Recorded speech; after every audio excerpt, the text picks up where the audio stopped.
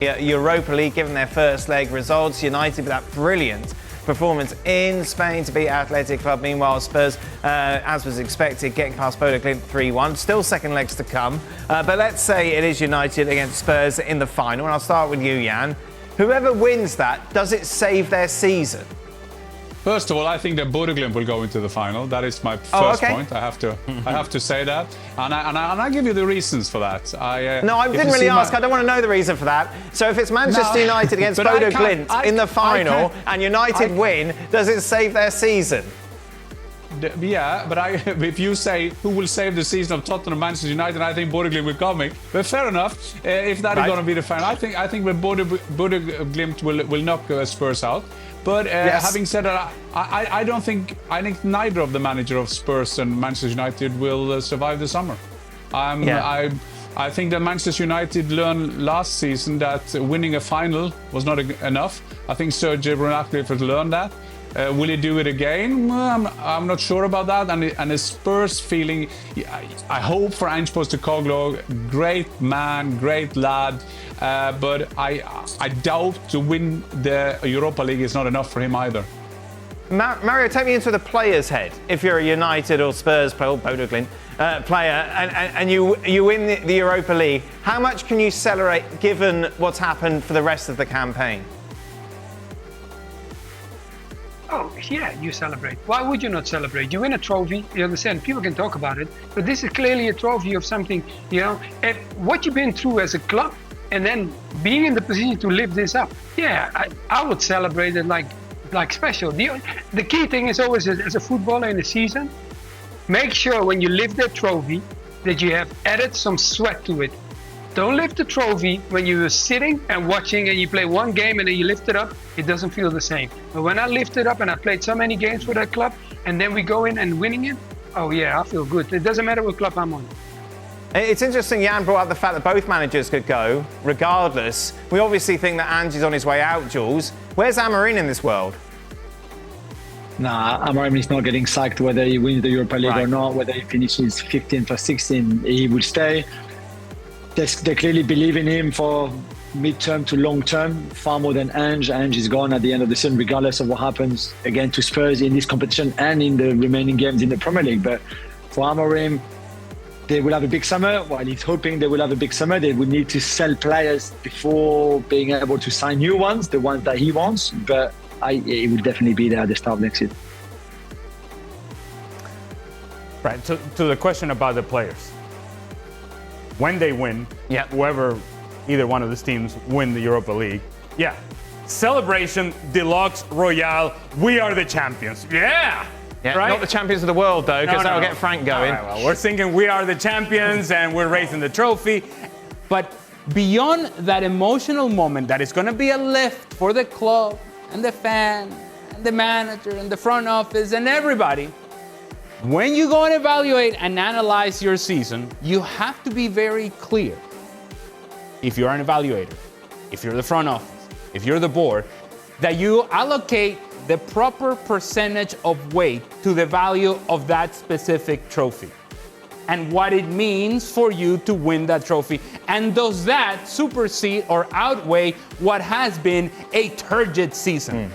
What has been awful, historically bad for both teams.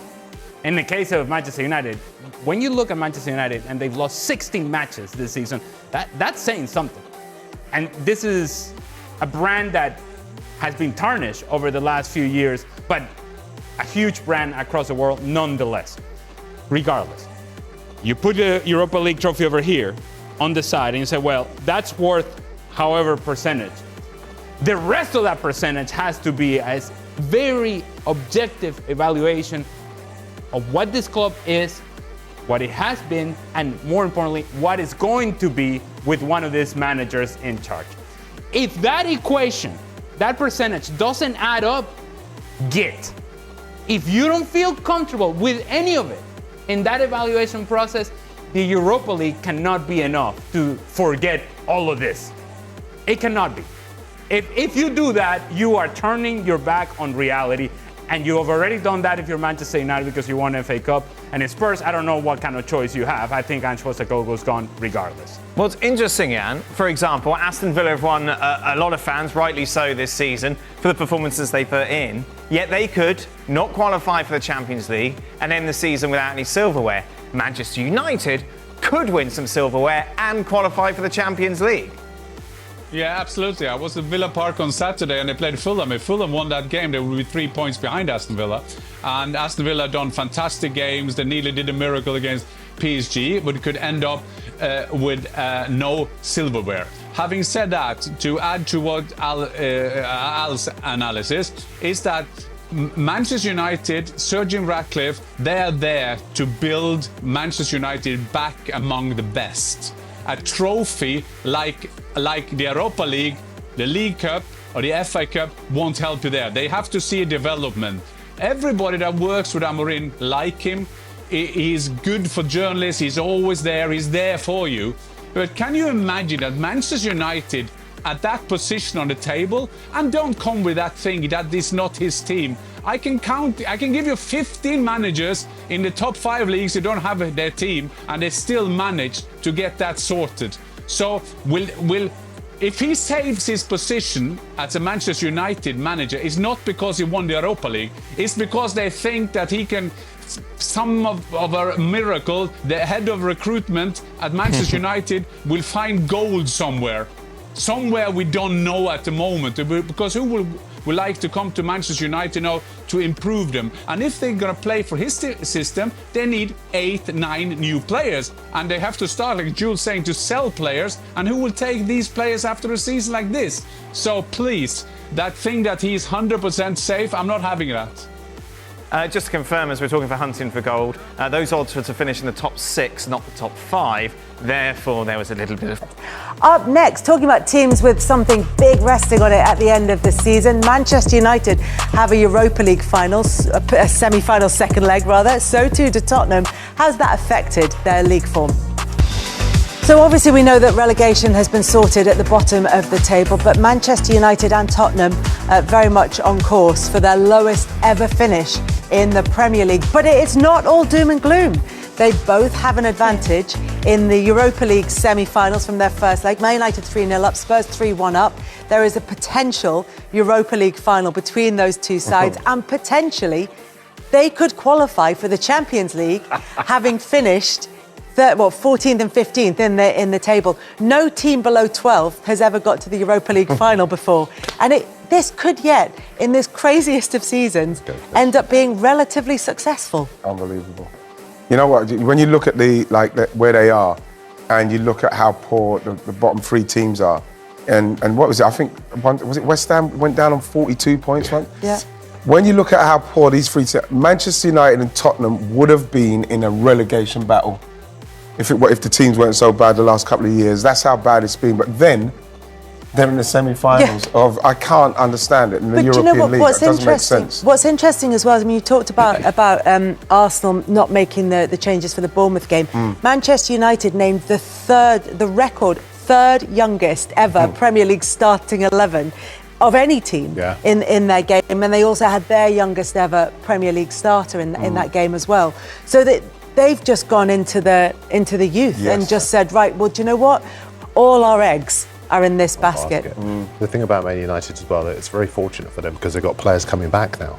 Ahmad coming on at the weekend, he's going to be a huge fillip for them. And scored. As well, and I think as far as their momentum, you mentioned that word before, is concerned, it's going to be fantastic for them. The fact that they didn't concede in that first leg was absolutely crucial for them, because I cannot see Bilbao only got 1 win in their last 9 away games. They are not going to go, and famous last words, but it's unlikely that they're going to go to Old Trafford and win.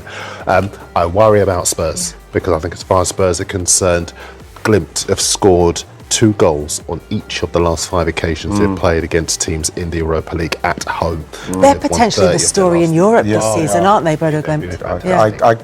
I do feel, and I'm not saying it. Is it smile already before you even said it? But you do.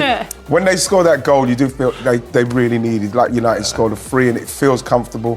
You just feel like with everything and the way it's happened for Spurs, you do feel like if anything's going to happen when it turns on its head, it could be that Spurs Yeah, game. I'm hoping for Ange's sake. Except it could be the other way. Yeah. And that's how Spurs have been. There is something in this Spurs story where they've been, first of all, really praised under Ange Postecoglou for, being really exciting and maybe they'll lose a bit, in terms of their defence, but this is really exciting oh my God, the wheels have come off. They don't have any players to pick from. Yes. He won't adapt how he plays. And then Ange coming out very bullishly at the start of this season and saying, I always win a trophy in my second season. There is something great about that story. That's all there is. I'm not talking about possibilities or anything, but just as a story, the comeback would be incredible. The redemption arc is set. Against Man United, though, Kels, who needs it more? Ange, Man United, the finances, that story. I hope it happens. Me too. But for either of those sides, would it paper over the cracks from this season, do you think? It definitely would do, but what he would do is it would mark the Premier League's strength down as the best league in Europe in terms of the fact that there is a domination of English clubs. You can look at Chelsea in the Europa Conference League as well. Arsenal obviously got every chance still in the Champions League. I know you say that, but I just think for us, it's a fantastic feeling for him. It's brilliant. Yeah. I'm looking forward to it. I hope it happens. I really do. You want to see a Manchester United against Spurs final? Only if Arsenal get into the Champions League. You don't want everyone else having great away days. No, can you imagine having a season like Tottenham are having? We're having this season. We don't win the Champions League or get to the final, and Tottenham win the Europa League. You can't go into North London. So you're here. You might be here next weekend. You might not be here next weekend, depending on what happens. Honestly, Kels, I'm so nervous. I mean, either way, you're either still going to be in Paris, or mentally or physically, you might still be in Paris next week, or you'll have gone missing. But either way, we will be back with the show next week at the same time. Karen and Darren, Kaza and Daza, thank you very much for coming in to join us. We will see you at the same time next week. For now, though, from all of us, bye-bye. Premier League referee Anthony Taylor has explained why he allowed play to continue, despite Manchester United having a player injured in the build-up to one of their goals conceded against Brentford. United were beaten 4-3 by the Bees in their Premier League game at the Gletsch Community Stadium on Sunday afternoon. Despite goals from Mason Mount, Alejandro Garnacho and Ahmad, United conceded 4 to lose their 16th match in the top flight this term. United were also dealt a blow with Matthijs de Ligt suffering an injury in the defeat in West London. It was in the build-up to Brentford's second goal of the game, from Kevin Scard, that de Ligt picked up the injury following a challenge for the ball with Yoane Wissa. De Ligt asked for treatment after suffering the injury while Brentford played on and scored seconds later. Taylor, who refereed the match between United and Brentford, appeared as a guest on Sky Sports show Monday Night Football. The referee has explained why he did not stop the match for de Ligt's injury, despite loud appeals from United players, staff and supporters.